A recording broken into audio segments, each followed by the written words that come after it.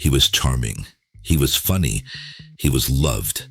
Just a few weeks before his death, Liam Payne was standing in front of the camera for a Netflix show. He smiled, he motivated others, he said, "I feel really happy today." 10 hours later, he fell from a balcony. Why? Because the pressure to always perform often keeps people from being heard, from saying how they really feel.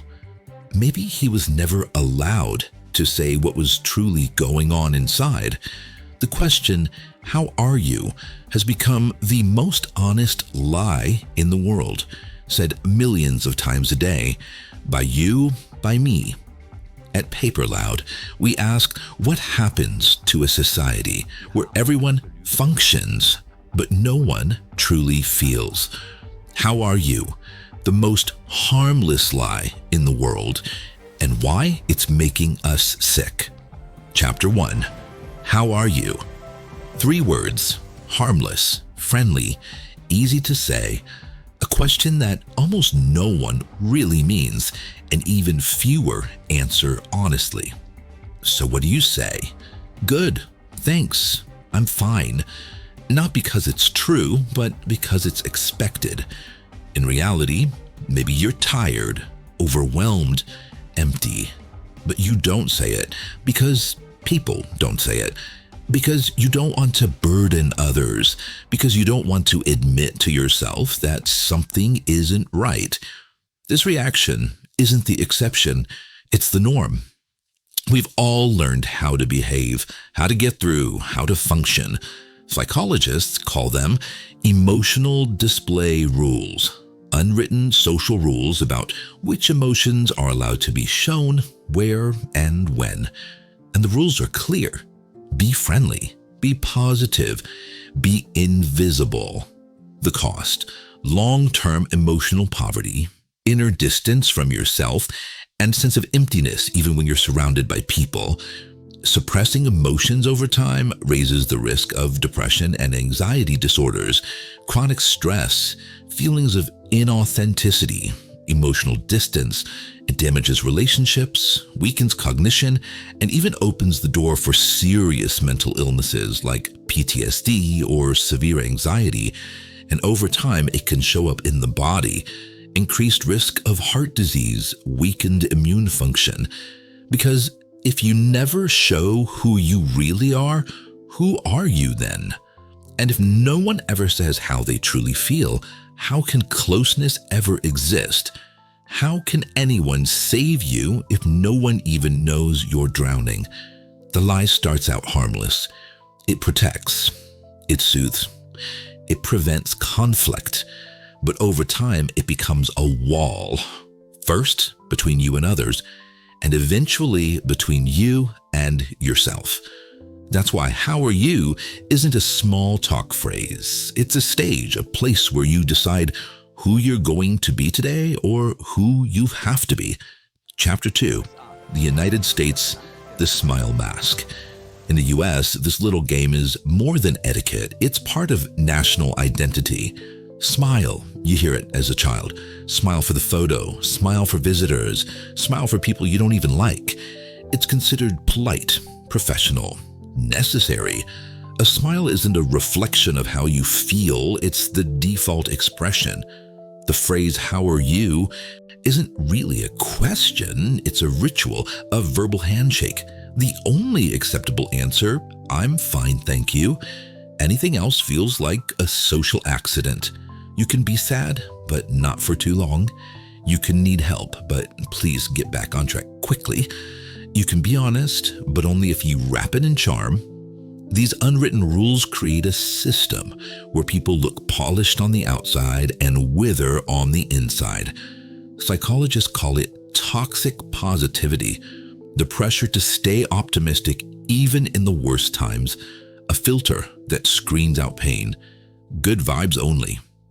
At least you have your health. Others have it worse. Sentences meant to comfort, but in reality, they shut people down. They make emotions invisible. They make people lonely, and they create shame and guilt when people can't live up to impossible standards. The result is millions struggling with some of the highest rates of depression, anxiety, and prescription drug use in the world. On talk shows, people cry, but in a controlled way.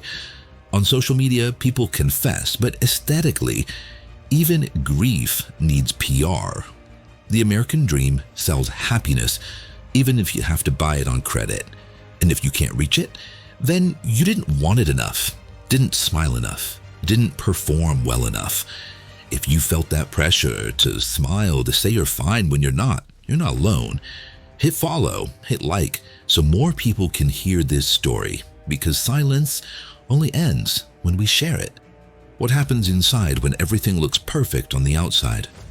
What scars are left behind when life becomes one long performance of smiling? If no one listens to how you really feel, eventually you stop listening to yourself. You function, you smile, you say you're okay, and after a while, you almost believe it, until you can't anymore. Studies show people who suppress emotions for years face a far higher risk of anxiety disorders, depression, eating disorders, and psychosomatic illnesses. The body remembers what you repress, and one day, it speaks louder than you do. In a long-term study from New Zealand, researchers found that people who struggled to express emotions were, by age 26, significantly more likely to suffer panic attacks, sleep disorders, and self-worth problems, even when their lives looked stable from the outside. Emotional expression was identified as a protective factor, a shield against mental illness. What's missing isn't just vocabulary, it's permission. Permission to be sad, permission to be weak, permission to feel at all. In many cultures, emotional silence is mistaken for maturity. Don't complain, you're strong. Suffer quietly, you're admirable. Keep functioning, you belong. But this norm creates isolation. People sense that something is wrong, but they're not allowed to show it, so they withdraw. They forget how to open up. They forget how to let others close. The result is not peace, it's loneliness. Not harmony, but disconnection.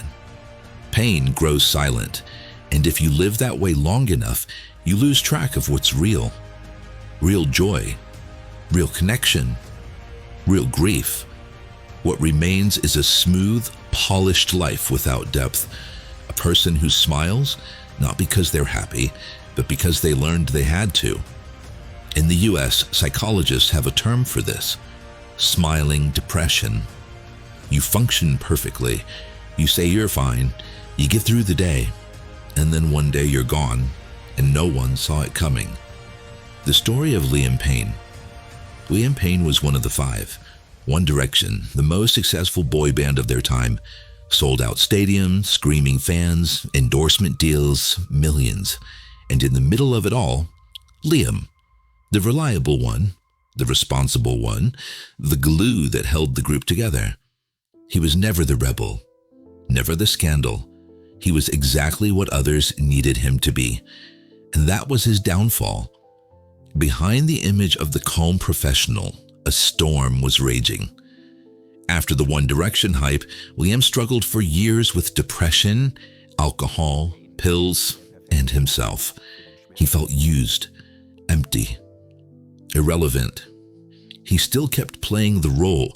He once said about paparazzi photos, "There were pictures of me on a boat, bloated, and I called it my pill and drink face. My face was 10 times bigger. I just didn't like myself very much." His interviews grew darker. He spoke about anger, fear, losing control, but hardly anyone took it seriously because Liam looked functional. He gave interviews, posted selfies, showed up at events. Until Netflix, building the band. Liam as mentor, confident, smiling, motivating. The role of his life and his last. 10 hours later, he fell from a balcony. No announcement, no note, just a fall, just silence, just an end. His management was stunned. The media responded with shock, mixing sensational headlines with reminders of his known struggles.